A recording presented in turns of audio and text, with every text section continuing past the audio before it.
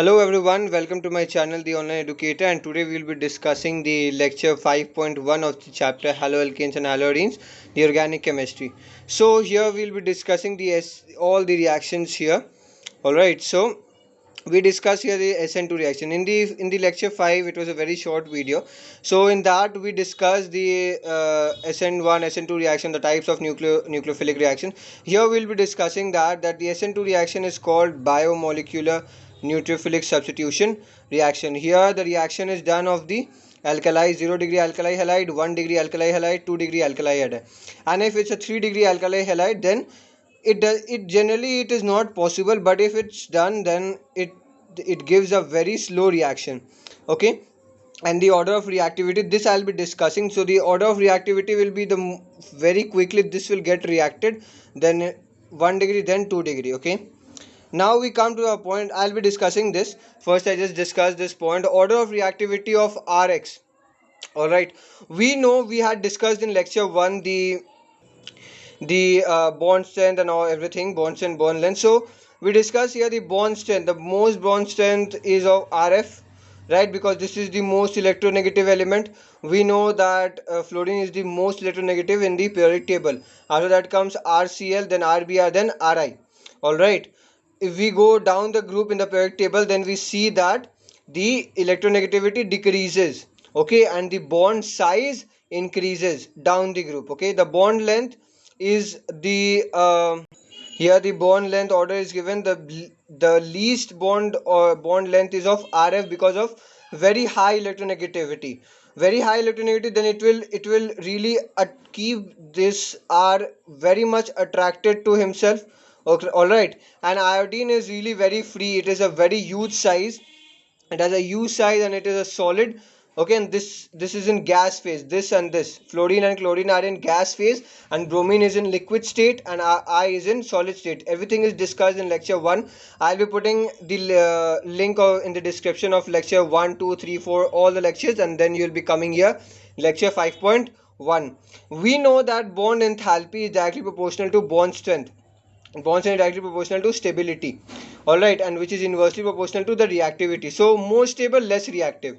All right, reactivity order is the most reactive is Ri, then Rbr, then Rcl, then Rf. Why I tell you? Because this has a very less bond strength, very less bond strength, very less bond enthalpy. You know, enthalpy is that energy which is given to break the bond. So breaking the bond of Ri is very easy, so it is really very much reactive because it is easy to break. When it easy to break, then it really comes out in the neutrophilic reaction. Okay, it is easy to remove I. All right, so the reactivity order of the neutrophilic reaction is for Ri, then Rbr, then Rcl, then Rf. This is very tough to break. I discussed in the Sander-Meyers reaction where we saw that if we take a covalent compound, then it is very easy to break down and form the uh, haloalkane of the fluoride. Okay, so the bond strength, why Ri, the bond strength is least because Ri has a huge size and it is in solid state, which has less force of attraction. It is easy to break. Okay, so it is easy to break the bond of Ri, and thus Ri is most reactive for the neutrophilic reaction because it is very easy to break. Okay, it is very easy to break, and Rf has the least reactive because of the high bond strength, high bond enthalpy, and the high stability and the less bond length. Bond length is inversely proportional to the bond strength. Less is the bond length, more is the bond strength. More is the bond length, less is the bond strength. I hope it is clear. I again repeat that the order of reactivity in the neutrophilic reaction, the most is of Ri, then comes Rbr, then comes Ri, Rcl, and then Rf, because this is the most electronegative compound, and it does not allow to leave the R. But in I it is very easy to move, very easy to remove the I from R. Okay, it is very easy to break this bond because we know that the I has less bond, very much bond length. So more bond length, less is the bond enthalpy, and bond enthalpy is the energy which gives to break the bond. So bond enthalpy is less, so this is very easy to form. All right, this is very easy to break down. So less the bond length, more will be the bond strength. More is the bond length, less is the bond enthalpy, and so Ri is very easy to perform in the neutrophilic reaction and Rf is very difficult. Alright, now we discuss this point, the order of reactivity. So now we come to a point, the SN2 reaction, the order of reactivity. We know that the 0 degree alkali halide is very much possible. After that 1 degree, then 2 degree. Now see why it is done like that. In 0 degree alkali it is CH3Cl. Okay, and here we have the CH3, CH2 and Cl. In the alkali halide 2 degree alkali we have 1 CH3 and 2 CH3. Alright, and one, this is X, this is the hydrogen, one more pair. So we get 2R. Alright, so it is 2 degree, we get 1R, this is R, okay, alkali, okay, and here we don't have any R group, we only have the H. Alright, so for your kind information I tell you, the nucleophile, it does a back, like it attacks from the back, it attacks on the back portion, okay, from here it attacks on the back portion. And I tell you that in CH3, breaking the bond of hydrogen is very much easy than going inside and breaking the bond of 1 degree alkali and 2 degree alkali. Why? Because there you don't have a steric cloud, okay, you don't get a steric cloud. So in 0 degree alkali halide we don't get such a steric cloud which we get in 1 degree alkali halide and 2 degree alkali halide. Here entering in this C is very easy, in this carbon is very easy, because it simply breaks this bond and it forms the bond here, Nu, H, H and Cl.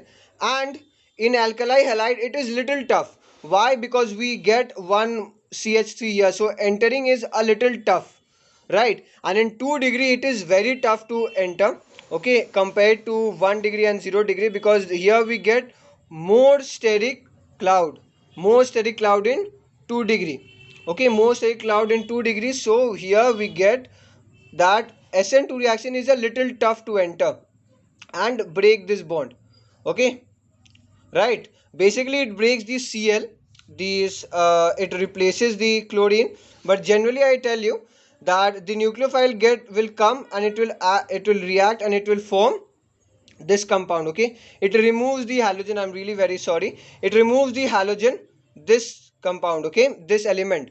So here removing this element is a little tough than 0 degree, and here it is really very much tough in compared to 0 and 1 degree. So to remove this and to enter the Nu, the electrophile, it can be any electrophile, like I suppose OH minus, so this forms and it becomes CH3, the Nu becomes OH.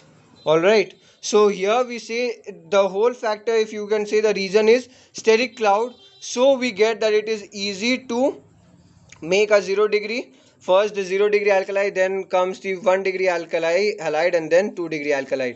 Now we will be discussing, I hope it is clear, because the steric cloud, it is very much tough for Nu minus 2 nucleophile to come inside the C, okay, and break this bond.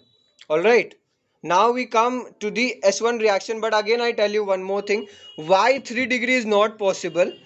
Why 3 degree is not possible, I tell you, because there you will have a very much steric cloud, okay, you will have a very, you will experience that steric cloud is very much, because the carbon is surrounded with 3, okay, it's surrounded with 3 alkali, 3 degree.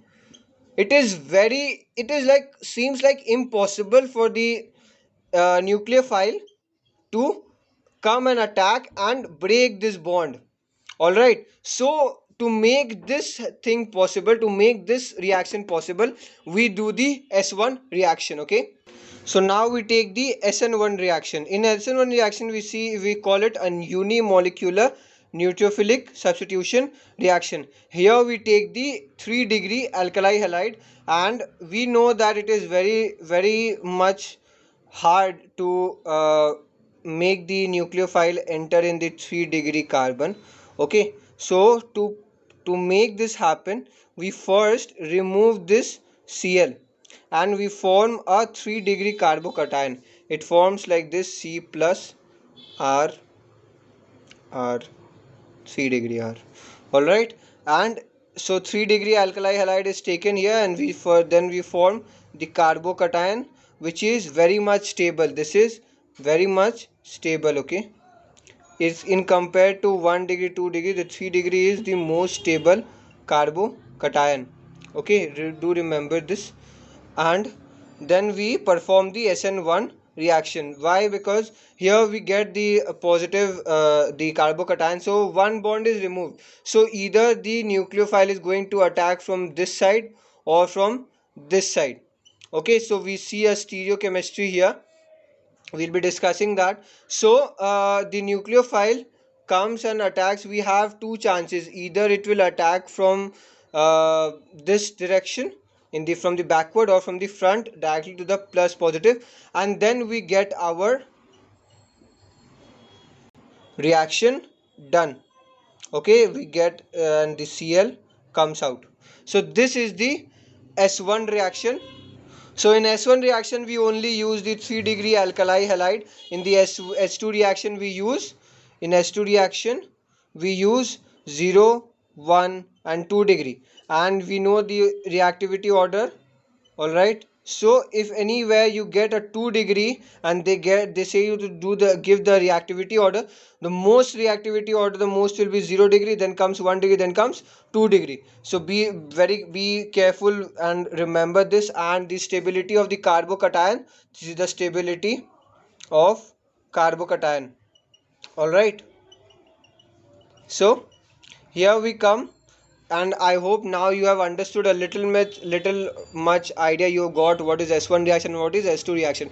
The neutrophilic reaction is divided into two parts: the SN1 reaction and the SN2 reaction. In SN1 reaction it is said unimolecular neutrophilic substitution reaction, and in SN2 it is called biomolecular neutrophilic substitution reaction. Okay, there we have 0-degree, 1-degree and 2-degree. Why we don't take 3-degree in SN2 reaction? Because of very much steric cloud. Okay, very much steric cloud. Remember these all points, write it here: steric cloud. Okay,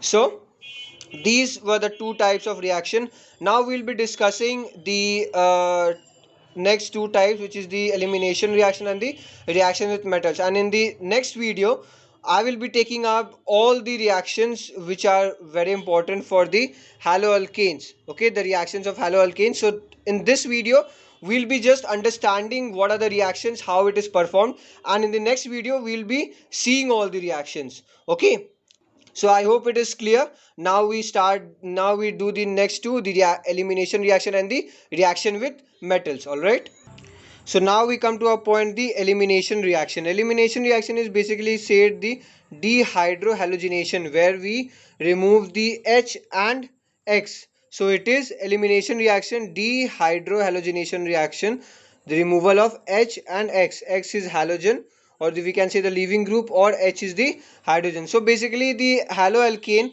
with beta hydrogen atom, please be careful with this. All right, beta hydrogen atom, and it is passed with alcoholic KOH, and it gives alkene double bond. Okay, so first I read the definition. So when a haloalkene with beta hydrogen atom is heated with alcoholic solution of potassium hydroxide, alcoholic KOH, here there is elimination of hydrogen atom from beta carbon and halogen atom from the alpha carbon. Okay, so we get here, what is the meaning of elimination? Eliminate, removal of hydrogen atom of beta carbon and halogen of alpha carbon.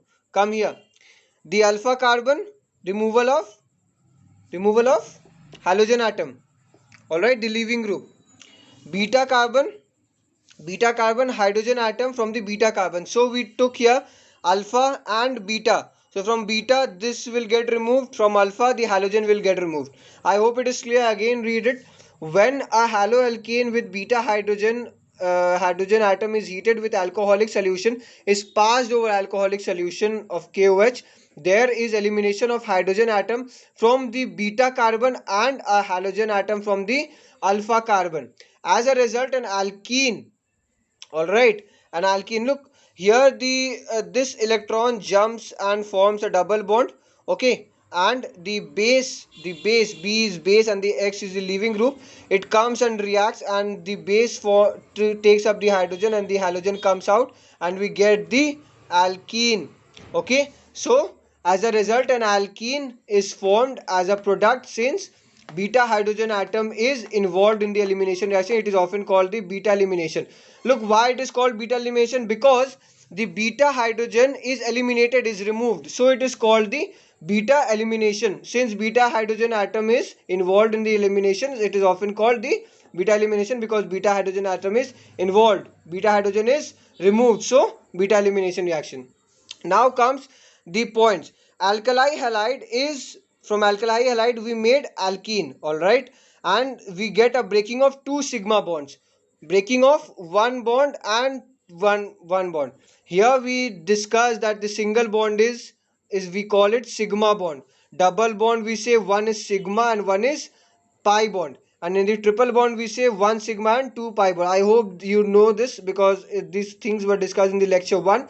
Okay, so here we see that there is a breaking of two sigma bonds, that means two single bonds, okay, and there is a formation of one pi bond, okay, one pi bond, that means one double bond. Double bond is called what?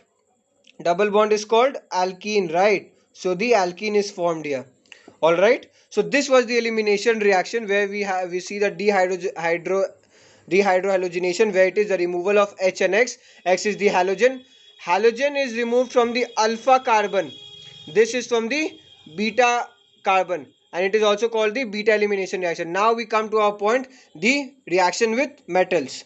So in reaction with metals, we have two topics, the Grignard reagent and the Woods reaction. So first we'll be discussing the Grignard reagent, okay. So now we'll be discussing the Grignard reagent. We'll be coming here. Okay, first we come here that the formation of Grignard reagent. Grignard reagent is an organometallic compound, okay, organic plus metal, R plus MgX, okay, and the Grignard reagent plus acidic solution, it gives alkane, okay. Now the RMGX, I'll be discussing the reactions in the next video, don't worry about it. So the Grignard reagent RMX, it breaks in R minus and MgX plus. Mg has 2 plus, right? So 1 is sufficient with it. Now again 1 plus is needed, and here this forms as maybe 3H minus, all right, or any alkali, okay, all right. So this is the Grignard reagent, where we see that the Grignard reagent reacts with acidic solution and gives alkane. We took here two examples. In one example we get methane gas and one in ethane gas. We know that methane, less the number of carbon, the state of it is in gas, right? I discussed in lecture 4 that if it one or two carbons, then we these things was in class 11, sorry, these things was in class 11, that in one or two or till I think 6 carbon or 3 or 4 carbon, we had that its state is in gas stage. Okay, so we get the methane and the ethane gas. CH3 MgBr reacts with the acidic solution HCl, it gives methane and MgCl plus Br. The same it is CH25 H5, it is this is R and this is MgX, all right, the halogen. It reacts with the water, the acidic water. We know that water is both acidic and basic, right? The amphoteric nature which the water shows the amphoteric nature, okay, this is HO, okay, and we get the ethane gas, and the remaining, this is the side product Mg plus MgO and Br. This is the Grignard reagent. It's very simple thing. It is the Grignard reagent is RMGX, which mainly it is used to form the alkane. Okay, remember this. We need to form the alkane, and here it breaks in R minus and Mg plus and X. So now we come to our next point, the Woods reaction. So now we discuss the Woods reaction. In Woods reaction, the alkali halide is passed with Na, the sodium, and we get the alkane. These things were in class 11 hydrocarbon chapter. Okay, so from that it came here the Woods reaction, because you find that alkane here, and alkane is a hydrocarbon, so you get it in class 11. Okay, so the alkali halide is reacted with sodium and we get the alkane, and the 2Na the side product. Okay, look, CH3Br reacts with 2Na. Here we had 2, so now you might say that we took 1R, and how did we get 2R? So we took 2R and 2Br. All right, so we used 2Na. All right, this is the reaction CH3Br plus 2Na plus CH3Br. All right, 2RBr gives alkane and 2NaBr. Alkali halides react with sodium in dry ether to give hydrocarbons containing double bond, the number of carbon atoms present in the halide. Okay, and this reaction is known as Woods reaction. So basically, alkali halide reacts with sodium in dry ether to give the hydrocarbon. Okay, now why do we use dry ether? Okay, I missed this point in the Grignard reagent. Why we use dry ether in both Grignard reagent and the Woods reaction? Because in Grignard reagent, the Mg, we know that Mg is RMgX, right? So we have the metal Mg. So Mg reacts with H2 and it forms it's hydroxide. Okay, magnesium hydroxide. And the Na, the sodium reacts with the water and it forms sodium hydroxide. To prevent this and make the reaction successful, we use dry ether and we don't use the water, so that the reaction is successful, because the metal will react with water and it forms hydroxide of its metal, which we don't want.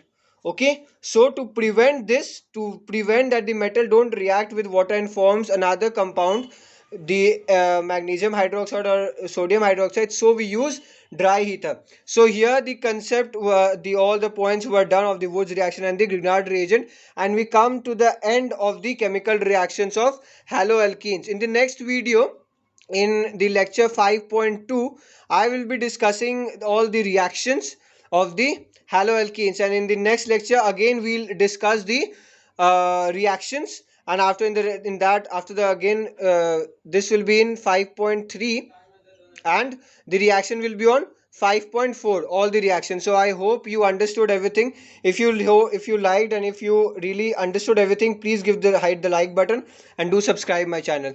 Thanks for watching.